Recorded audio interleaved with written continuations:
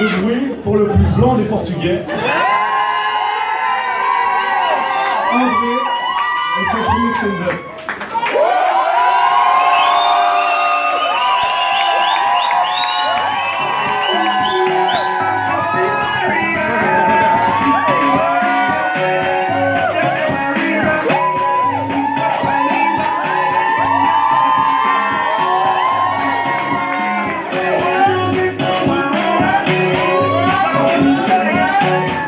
Yo!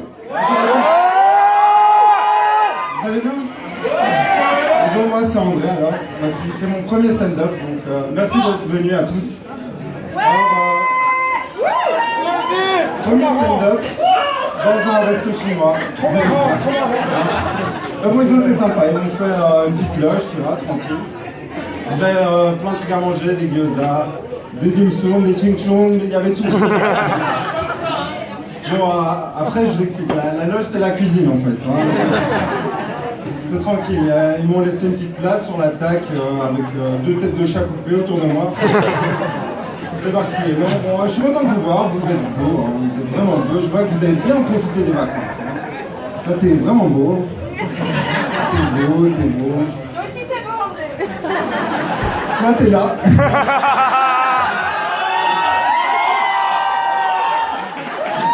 C'est cool.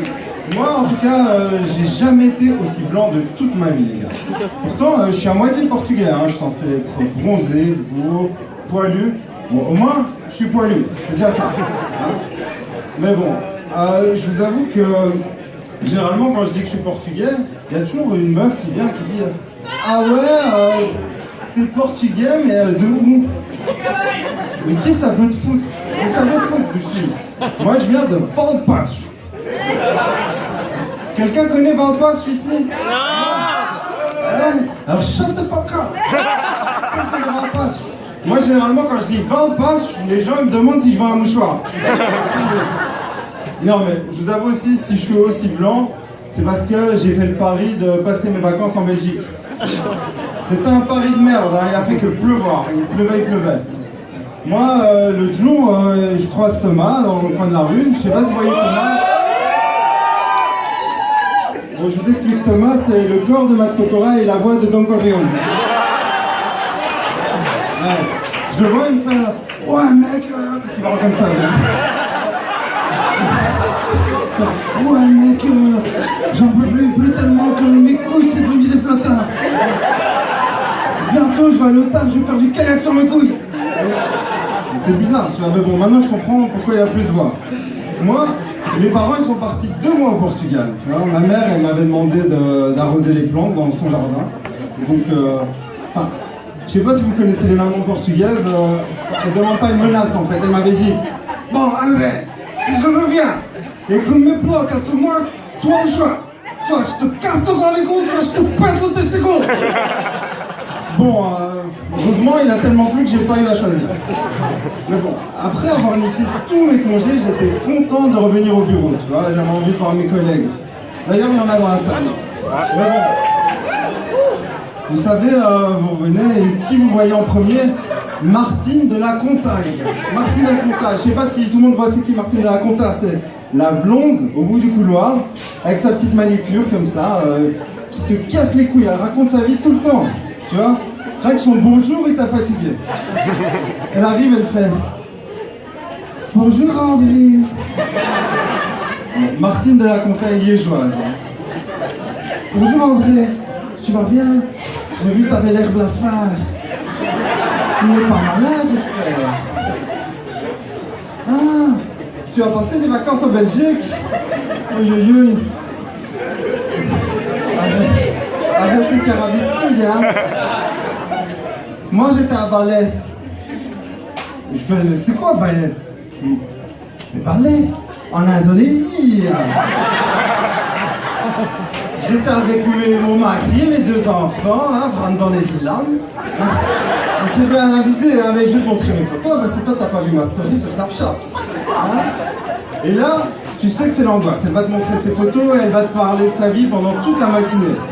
Alors c'est là que je me suis dit, j'ai envie de changer de boîte. Je veux un transfert à la Neymar, tu vois. 220 millions d'euros. petit salaire annuel, 30 millions d'euros.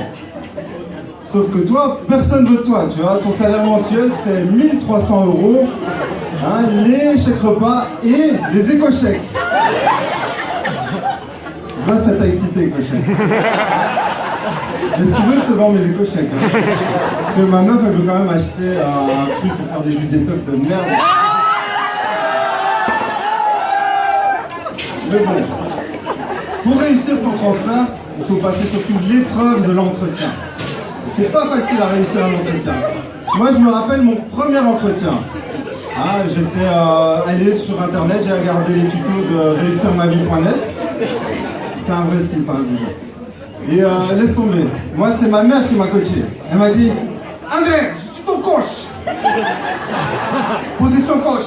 Alors, tu vas mettre ton beau chemise, tu vas mettre le beau pantalon beige, celui qu'on a acheté chez Solio, en promotion, 2 pour 35 €.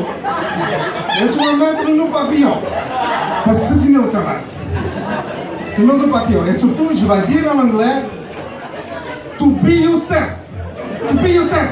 Moi, j'ai pas compris. J'ai dit, maman, c'est qui Youssef? Elle m'a dit, même pas Youssef comme les Arabes, caralho. Youssef toi-même, imbécile. C'est impossible d'y aller en mode toi-même. Impossible. T'imagines, t'arrives à l'entretien et te dis, oui, bonjour, monsieur André, vous êtes là pour le poste vacant? Ah, c'est bien, on est là. On est là. Non. Pour réussir un entretien, il faut y aller en mode escroc, tu vois. Peut-être comme les gens qui traînent au bar, tu vois. Genre Cameron, il est au bar, il colle, mais il a rien dans les poches, tu vois. Et tu dois surtout être bien habillé. Limite, tu dois être un sapolo congolais. Je vois qu'il y en a dans la salle. Costume 24 pièces, cravate en poil de chat, la chemise qui s'agrippe à ton corps, les chaussettes en provenance de Dubaï, 100% halal, les caleçons waterproof contre les débordements du stress, et surtout les chaussures en peau de caméléon. C'est fini, crocodile, caméléon, ça change de couleur. Et en face de toi, Peter Van Mesmaker, hein, le RH, c'est lui qui pose des questions, tu vois. Et généralement, les gens comme Peter, ils vont poser 5 types de questions. Question numéro 1, la basique, il s'introduit, il te demande comment tu vas et te présenter. Il fait bonjour, André, ça va? Il est avec toi, hein? Alors, est-ce que tu peux un peu décrire ton parcours, s'il vous plaît? Alors là, tu lui dis tout ce que tu as fait de bien dans ta vie. Si un jour tu as aidé une vieille à traverser la rue, tu le dis, check. Si tu as fait 10 ans de trompette, tu le dis, check. Si tu as appris à rouler sur les roues en 1997, tu le dis, check. Si tu as chopé Sabrina, la plus bonne de la classe, en 4e, primaire, tu le dis. Salope. Question numéro 2. Quels sont tes plus pictures et tes min pictures, André, hein? Bon, là je vous explique. Le truc, c'est que tu mettes un exemple à chaque fois pour illustrer ta qualité ou ton défaut. Sinon, Peter, il va t'avoir, il va te sortir des phrases du genre oui, André, tu es créatif, ok, mais ça veut dire quoi créatif? Tu vas faire une petite peinture? Hein? Tu vas faire une petite peinture pour mon bureau? C'est mort. Question numéro 3, ta motivation. Il va te demander, alors tu as sollicité ici pour mon entreprise, quelle est ton motivation? Et là, lui et toi, vous connaissez la vérité. Tu sais que toi, t'es là pour l'argent, tu vois.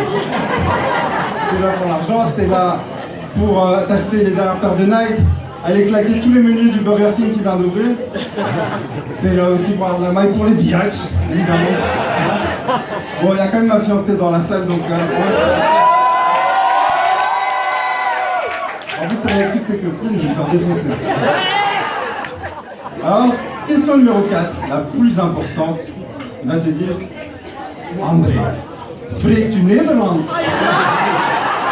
Et là, faut pas couper. Si tu réponds non, il va dire, ah, ok, donc tu apprends le trompette pendant 10 ans, mais pas le néerlandais.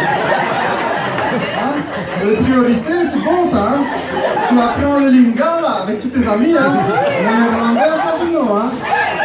Bah, généralement, les gens ils disent Ja, un beetje. Vous connaissez ça, hein? Mais moi je pense qu'il faut aller plus loin. Tu dis, ja, ik spreek Nederlands, punt aan de lijn. Bon, après, t'espères qu'il va pas te sortir un truc.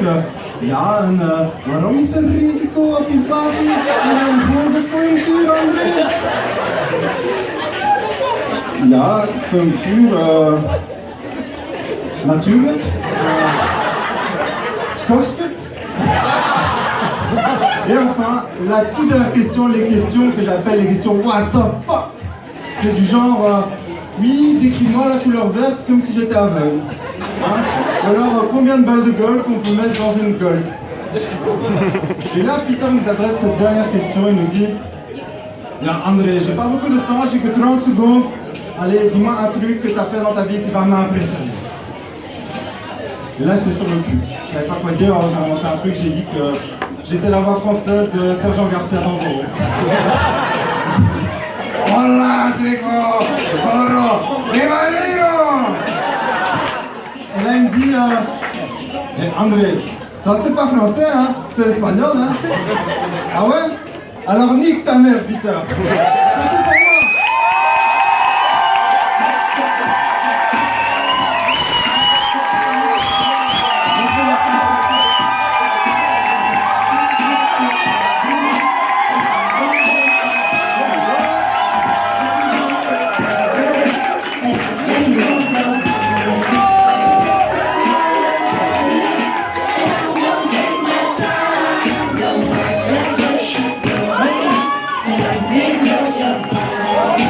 Je voudrais juste dire merci à tout le monde, à l'organisation, à Tuesday Together de m'avoir accueilli. Merci à Samantha de m'avoir aidé aussi. Merci à tous ceux qui ont participé à ça. Merci à tous. Et après, on va finir Juicy qui va faire un putain de concert. Le fait de mieux pour la